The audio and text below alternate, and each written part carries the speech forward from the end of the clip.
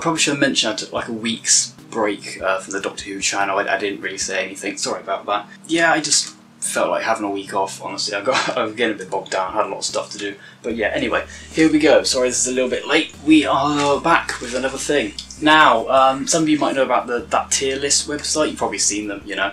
Yeah, I was looking on there, and it turns out there's a lot of Doctor Who related ones that people have made on there, so I thought we'd check out one. I might do some more of these as well in the near future if there's much demand for them. Alright, so we're doing Doctor Who, the Villain and Monster, 1963 to present tier list maker. So yeah, basically this is going to have a bunch of Doctor Who villains from both classic and modern Doctor Who, and yeah, we're going to put them into ranks from excellent, very good, just good, okay and bad. So yeah, just stuff from classic Who and new Who, nothing from Big Finish, but oh well, never mind. So yeah, we've got, first of all, we've got the Daleks, obviously excellent, when used properly. If you do the Daleks really well, they are excellent. Okay, next we've got Tegana from Marco Polo. So, obviously Marco Polo is a missing story. I do own, and I have heard the audiobook of Marco Polo, so I've heard it. I'm familiar with the story. Honestly though, he's only really okay. Really nothing that memorable. He's just a mongrel warlord who's a bit evil. Next one, another season 1 Hartnell villain, Latoxel from the Aztecs. He's probably one of the more memorable human villains from the old pure historicals from the 60s, so I'm actually going to go very good with him. I really like him. Next we have the Sensorites, or I suppose more specifically the City Administrator from the Sensorites, because the Sensorites weren't villains in that story, there's only like one and his henchman. Anyway, yeah, City Administrator, honestly, he was okay as well. Really nothing that memorable, just kind of a really untrusting space racist, basically. He didn't like humans. Emperor Nero, I'm going to put Emperor Nero in good. He's quite an enjoyable comedic villain for the Romans historical story, but yeah, I really wouldn't say anything too special with him. The Mechanoids, I thought they were okay. They were okay. They weren't really much special either, I don't personally think. It's cool to see them fight the Daleks at the end of the chase, but yeah, beyond that they are just sort of a race of maintenance robots that sort of went rogue. Plus those arseholes did put Stephen into a zoo for 2 years, so you gotta hate them for that. Next up we've got the Zarbi. Now the Web Planet, a rubbish story, but I do love it. I have a soft spot for it. I admire the ambition that went into making it. Just failed because it was Doctor Who in the 60s, there's no way they should have tried something like this back then. But I admire them for the ambition, there's so much effort put into it. Love the Web Planet. The Zarbi themselves, I actually think I put them in good. I'm going to be generous and put them in good. While they do look a bit goofy, the costumes themselves, the design of it, and I think if they were made nowadays, they would be absolutely terrifying. Just giant 6-7 foot ant people coming at you. So I'm going to be generous and put them in good. The Monk, I'm going to put in very good. Only seen him in the Time Meddler because Dalek's Master Plan's mostly missing. I've seen the surviving episodes, but that's about it. Not heard any of the stuff they've done with the Monk in Big Finish, although I will eventually because I'm working my way through the 8th Doctor range currently. But yeah, from what I've seen of him, I'm going to put him in very good because I actually quite like him. Now, here's where we have a problem. Mavic Chen from Dalek's Master Plan.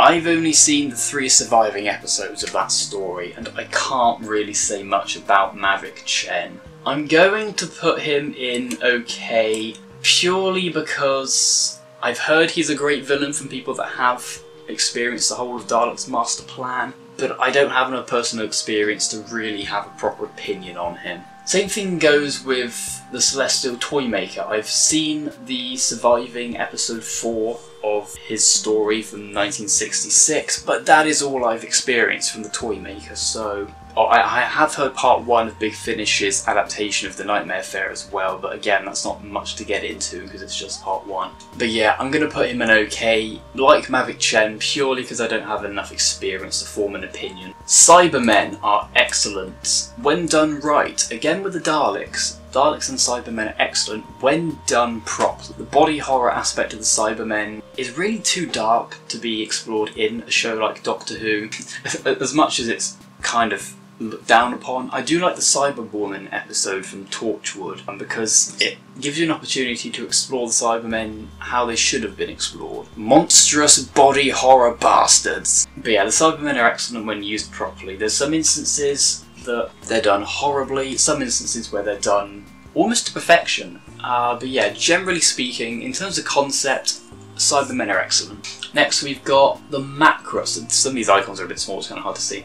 The Macra next. Okay, I think they're criminally underused, and I don't know how I feel about them being turned into just generic, mindless monsters in Gridlock with David Tennant. But after seeing the Macra's Terror animation on DVD, the reconstruction, well, again, I quite like them. I don't think they're actually all that remarkable, so I'm going to put them in good. There's some potential with them, I'll give them that, there is potential, but yeah. I'd like to see them have another go at the Macra again, like the more intelligent type that actually takes over a whole colony. Next we've got the Great Intelligence himself. Really like him in Web of Fear, and I've only seen like the one surviving episode of Abominable Snowmen. I'd like if they animated that sometime soon. I also kind of like him in Series 7, it's another villain they brought back from the modern era. Although I do have certain feelings towards the modern Great Intelligence in relation to the classic Great Intelligence that I have issues with. I feel like the modern version of the Great Intelligence feels very disjointed and disconnected from classic Great Intelligence, but on the whole, the concept I'm going to put in very good. Not quite excellent. The Yeti I'm going to put in good as well, henchman of the Great Intelligence, so in the classic series, I'm going to put them in good. The Ice Warriors. I'm going to put Ice Warriors in very good as well, because I quite like them. Even though some of their stories haven't been the best, I think they're quite an interesting Doctor Who race, shall we say, because, I mean, a lot of the time they are the villains, but they have been allies on occasions. They can be both. They're one of those really unique Doctor Who, like, species that can be both allies and villains in a story, and they work really well as both. Not many Doctor Who villains can pull that off, but the Ice Warriors, fantastic at it. Okay, Salaman, Patrick Troughton's doppelganger from Enemy of the World. I like him, he was good. I'm going to put him in just good though, because I like him. He's this crazy, ruthless Mexican wannabe dictator politician guy that tried to take over the world back in 2018, which never actually happened. I wouldn't say he's too remarkable as such. Next up we've got the War Chief, the second ever rogue Time Lord to be introduced into the show, besides the Doctor and the Monk. I say good for him. He was a good villain. Very interesting that he was an old friend of the Doctor's as well. He was kind of like a prototype for the Master in a way. I guess so was the Monk as well, but you know, they're different enough to sort of be distinguishable, I'd say. But yeah, anyway. Next up we've got the Autons. Now the Nesting Consciousness isn't on this list, but what I'm going to do is take this as both the Autons and the Nesting Consciousness, and I'm going to put them in very good. The Nesting Consciousness, being one of the great old ones, I think is an excellent idea for a villain. One I wish they'd do properly again sometime soon. Yeah, I just really like the Autons as well. The Nesting Consciousness and the Autons combined, you can't really have one without the other. I mean, you probably could, but it'd be a bit weird, yeah. But yeah, fantastic ideas for villains. Next up, we've got the Silurians. I'm going to put them in very good.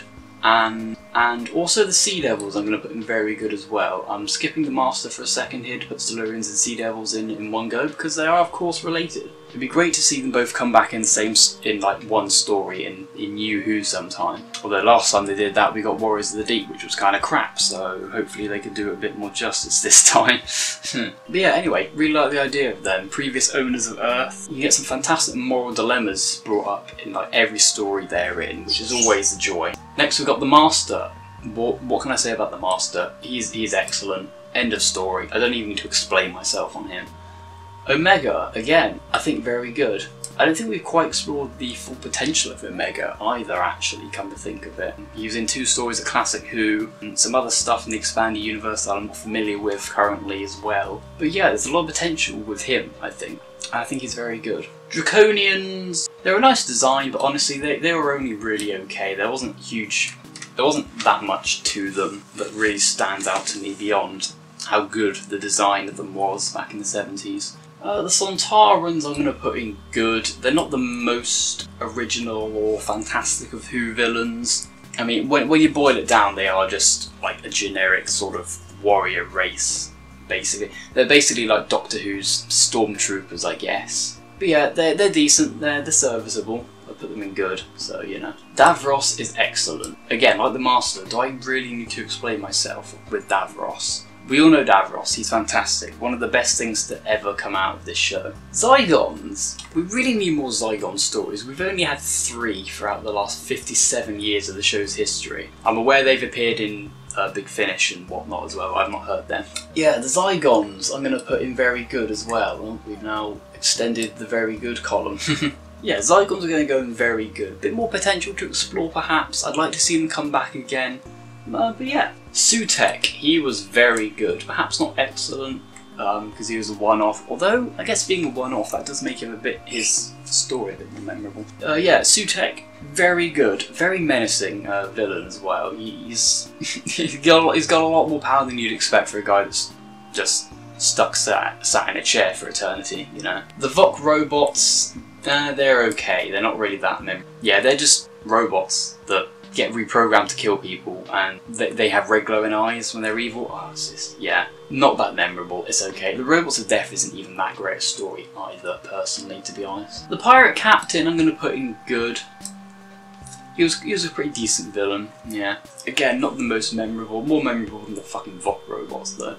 But still, he's quite an entertaining villain to watch, but beyond that, I wouldn't really put him up with any of the greats as such. The Black Guardian, I think, very good, but there is still more potential to explore with the whole Guardians group, I'd say. Scaroth I'm going to put in good. If you watched one of my overrated Doctor Who stories videos, you might have seen me call City of Death slightly overrated. Only just. And yeah, Scaroth, I mean, when you break it down, he is not the greatest of villains, but he is really good for what he is. The Mara is... You know, fuck it, I'm going to put the Mara in excellent. Yeah, when it manifests itself in the classic series, the snake effects aren't that great. They're a bit better in Snake Dance than what they were in Kinder, but overall the snake effects aren't great. The psychological aspect, however, I think is freaking genius. I really want the Mara to reappear in the modern series sometime as well. Put an even tighter focus on the psychological aspects of the Mara, you know, what it is exactly, or how it affects people. I think you could have a real banger of a story, possibly a psychological horror thriller story of sorts with the Mara. That would be a good idea, I think. Really like the Mara, probably one of my favourite classic Who villains actually, definitely one of my favourite Peter Davison era villains as well. The Pteroleptals I'm going to put them in very good as well. I think they're probably some of the best designed monsters from the 80s era as well, and I think they're pretty decent, yeah. I do like the Pteroleptals. Wish they'd reappear again. Barusa, he's good. He's good enough, basically just a Time Lord. So yeah, he shows up a few times throughout the classic series and eventually becomes a full-on villain in the 20th anniversary special as well, so that's kind of got to give him credit for reaching that status. But yeah, Rassilon. Rassilon's interesting. I'm going to put him in very good. He wasn't always the villain, although come to think of it, a lot of his appearances that we've seen or heard have had him in a villainous role, so I don't think Rassilon as a character is inherently evil, but he does have some dodgy things going on surrounding him, should we say. Sharaz-Jek. I want to put Sharaz-Jek in excellent, but you know, fuck it, I'm going to put Sharaz-Jek in excellent. He is just a human with severe deformities caused by scorching lava and shit, but he's one of the best human or at least humanoid villains that we've had in the show. I mean, there's nothing that special about him. He is just this guy that's been betrayed, driven mad, and just completely deformed. But I think it's his character that really sells him. The fact that he is such a maddened creep as well, I think that really sells me on him. Sharaz-Jek is going in excellent. Next up we have Sil. I'm going to put Sil in very good because he is just such a devious little creepy money grabbing bastard. You really hate him. He's just a really literally and metaphorically a slimy little fuckface, he really is, and great villain. Okay, I'm going to put the Rani in good. personally. Could put Rani in good. I noticed I've not put any villain in bad yet, just realised. Yeah, Rani's gonna go in good. I would say she is more than just a female master before Missy became a thing. She is her own character, but I don't think she's quite original enough. She probably doesn't stand out enough to be put any higher than good, so there you go. Alright, the Valeyard, I'm going to put in very good. I've not heard any of the Big Finish stuff with the Valeyard, so I don't have much of an opinion on that particular aspect of him. But from what I've seen, I like the concept of, like, at some point in the future, like, all the evil that's in the Doctor gets manifested as a separate being, and the Valeyard is that being. I like that idea, and I feel like they've not really explored that properly either. They've kind of forgotten about that, to be honest, haven't they, over the years? Okay, yeah, the Vervoids are okay. Kind of a rehash of the Crinoids, you know, evil plants want to destroy all animal kind, blah blah blah. They're okay, their faces look like bums, literally. Yeah, the design's kind of weird, but yeah, okay, that's where that's going. I have a bit of a soft spot for the Candyman and the Happiness Patrol story in general, because I think it's actually pretty underrated, but honestly, Candyman's appeared in Big Finish as well, and they've done some strange stuff with him, so I've heard. But basing this just off the Happiness Patrol, I'm going to put the Candyman in okay as well. When you think about it, there is something about the Candyman that's quite appealing. He's a psychotic robot made of sweets. It's a cool idea, but at the same time it's a double-edged sword, because you can't really take a psychotic candy robot seriously, really, can you? Not very much. Okay, next we've got the Chief Clown from The Greatest Show in the Galaxy. I'm going to put him in very good. He was an excellent sort of side villain. Really well done. I think Ian Redding was the one that played him. Ian Reddington, I think his name was. Ian, whatever your surname was, you did a fantastic job for with this character, mate, just gotta say. The Destroyer, I like the idea of the Destroyer, but we never really got to spend that much time with him. He was really a brief villain for like one part of Battlefield, and that was it. So I'm gonna put him in good, being generous here. Fenric is gonna go in very good, I think. No, that's excellent. Can I please put him in the correct? There we go. It's a bit tricky when you start getting a lot of them, isn't it? I don't think I can quite put him in excellent, because, I mean, maybe if he reappeared again and they did some more stuff with him, then perhaps I could put him in excellent, but for now, I think I'll class him as, like, one of the top tier very good villains. There you go. That's the compromise we'll go with. Okay, the Cheetah people are okay. They're not that special, to be honest. Cool idea that everyone that gets stranded on their planet slowly starts to mutate into the Cheetah people. Yeah, they never really explain how that works, do they, as far as I know. Yeah, really cool idea, but I don't think they're that fantastic overall. Next up, Cassandra. I kind of like Cassandra, but I don't think she deserves anything more than okay either. Same with the Gelf. The Gelf aren't that fantastic. Cool idea, having a species whose entire existence was basically destroyed because of the Time War. It's nice that they have like these shockwaves and after effects of this huge Time War throughout the universe, other species that were affected by it indirectly. But yeah, take that away from them, they are kind of just a generic sort of evil alien that wants to take over the human race. The Slitheen are okay, that's all I'm going to say about them. Okay, the gas mask zombies and the nanogenes, I think are... I'm going to put them in very good as well. One of the creepiest and strongest villains from the Eccleston series, and yeah, I think they're pretty good. Okay, the Sycorax. Kind of interesting, but not really that interesting. I'm going to put them in okay. The Beast, I'm going to put in good. The Oo... When the Ood are villains, I think they're okay. The Absorbaloff, yeah, the Absorbaloff's kind of bad. I didn't want to put any in bad, but I'm going to put some in bad. When I put a villain in bad in this video, I don't think I truly hate any villain. For me, bad is going to be like kind of filler, unremarkable, generic, not really worth mentioning beyond once. The Rachnos, they're okay. I'm not a huge fan of them, to be honest. I've not seen much to do with them either, so, you know. I'm going to put the Jadoon in good, if it will fucking let me. No, don't do... There we go.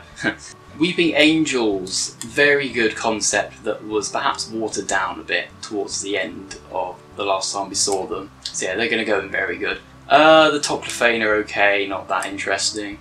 Vashta Nerada I'm going to put in good. The Saturnian, yeah, they're okay.